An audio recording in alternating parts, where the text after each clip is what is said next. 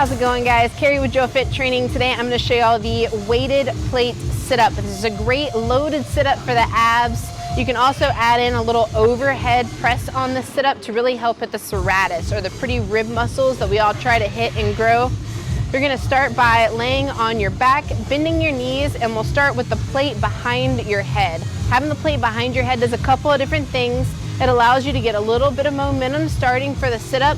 It stretches and elongates the muscle fibers of your abs and of your serrates, and also incorporates a little bit of the lat muscles as well. And then whenever we sit up to go overhead, you really get that load on the abs. I'll go ahead and do a couple reps here to show you.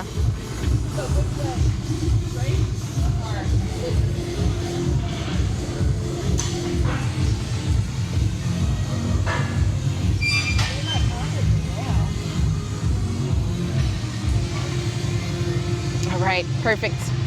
I'm using a 25-pound plate here. You could go a little bit lighter, a 10-pound plate. For beginners, it's great, and it actually helps you do the sit-up without having anything on your feet.